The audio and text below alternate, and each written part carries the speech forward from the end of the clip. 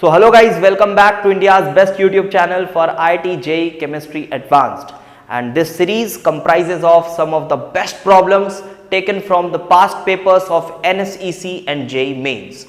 And the most important part of these videos is the in-depth conceptual explanation for each and every problem. And for that reason, you guys must watch the videos till end.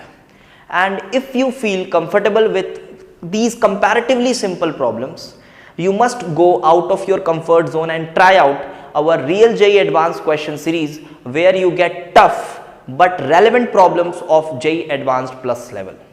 And I am 100% sure that if you follow this series followed by Real JEE Advanced question series, you will get a boost in your IIT JEE score, and this channel will ultimately increase competition among all IIT JEE aspirant across India.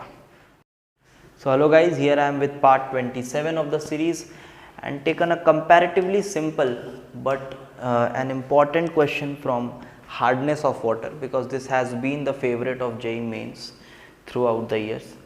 तो चलिए देखते हैं hardness of water आपका हो सकता है ये question बन जाए, बट फिर भी कुछ कॉन्सेप्ट शायद आपको सीखने को मिले. And ion exchange resin can replace calcium 2+ in hard water as this. And अब हो क्या रहा है, क्वेश्चन को आपने पढ़ लिया और पीपीएम में आपको आंसर करना है, and these are the options. तो देखिए हो क्या रहा है आपके पास, कि आपके पास रेजिन है. अब आप रेजिन को सैंड जैसा कुछ समझ लो, पोरस टाइप का कोई केमिकल है, ठीक है. तो आपके पास रेजिन है और रेजिन से पानी को पास कराया जा रहा है. ऐसा एक क्यूबॉइडल शेप कुछ आप ऐसा मान लो, और ये आपका रेजिन है और इससे आपने से पानी को पास कराया. रेजिन का जो फॉर्मूला था that was RH2. Suppose this was your resin.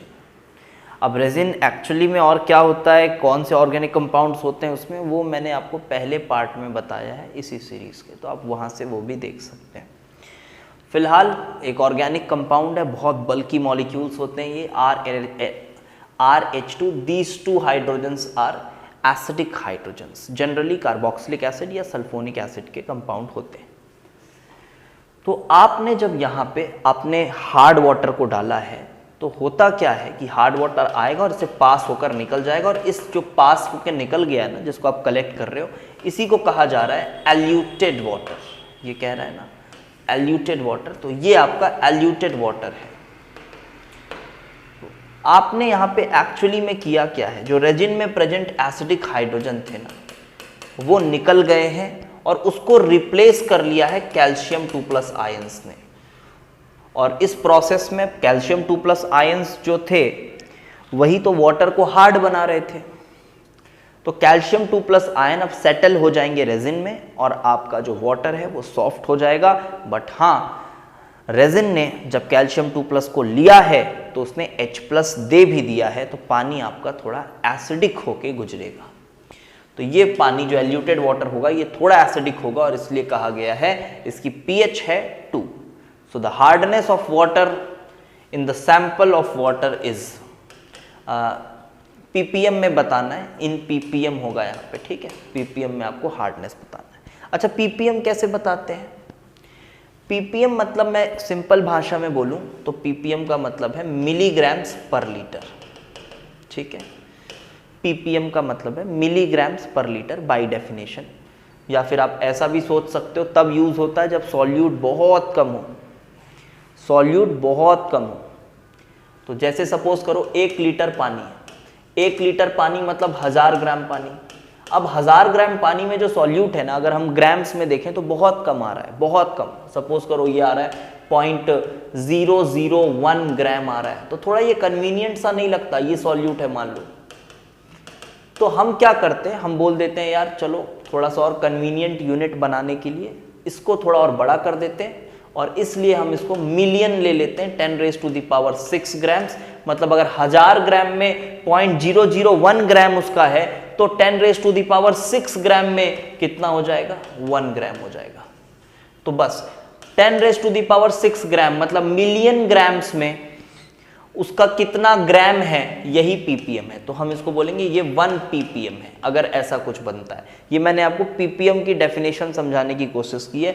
और अगर मैं मिलीग्राम पर लीटर ले लूं तब तो हमारा पर्पस ऐसे ही सॉल्व हो जाता है, मिलीग्राम पर लीटर, क्योंकि मिलीग्राम, मान लो 2 मिलीग्राम पर लीटर मतलब 1000 ग्राम, तो 2 मिलीग्राम है 1000 ग्राम में, 2 मिलीग्राम है 1000 ग्राम में, तो 10⁻6 ग्राम्स में कितने ग्राम्स होंगे, तो वो 2 ग्राम ही होगा। तो इनडायरेक्टली आपको मैं बताऊं तो ppm को आप 2 मिलीग्राम पर लीटर की तरह ट्रीट किया करो, तो आपके क्वेश्चंस बहुत आराम से सॉल्व हो जाएंगे। आई होप मैंने आपको थोड़ा बहुत जो इसके पीछे का कॉन्सेप्ट है वो समझा दिया, और इस सीरीज़ का पर्पस ही यही है कि आपकी पूरी तरीके से मदद की जाए, सही तरीके से। सो 1 litre of hard water sample. अब आप देखो, आपको कैल्शियम 2+ पता लगाना है ना, कि कैल्शियम 2+ उस हार्ड वाटर में कितना था ppm के टर्म्स में। अब एक बहुत इजीली ये चीज समझ में आ रही है कि H+,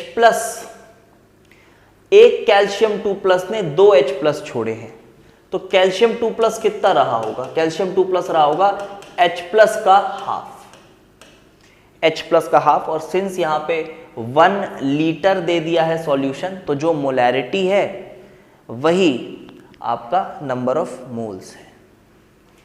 तो pH was found to be 2, that means H+ is 10⁻⁻2 molar, and that means it is 0.01 moles हैं आपके किसके, H+ के। तो H+ के इतने मोल्स हैं, तो कैल्शियम 2+ के कितने मोल्स हो जाएंगे, 0.01 by 2 which is 0.005।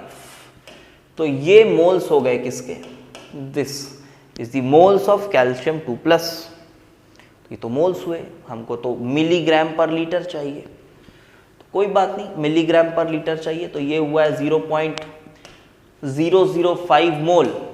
क्या मैं इसको 5 मिलीमोल बोल सकता हूँ, हाँ सर बिल्कुल बोल सकते हो, 5 मिलीमोल। अब मास चाहिए मुझे, तो मैं कैल्शियम 40 से मल्टीप्लाई करूंगा, ये हुआ मिलीग्राम में आएगा अब आंसर। अब आप देखिए आंसर मिलीग्राम में आएगा, और ये मिलीग्राम किस में प्रेजेंट है, कितने लीटर पानी में, 1 लीटर पानी में, तो ये आया मिलीग्राम पर लीटर। तो बस योर आंसर इज 200 मिलीग्राम पर लीटर। और अभी आपको मैंने समझाया मिलीग्राम पर लीटर ही ppm होता है।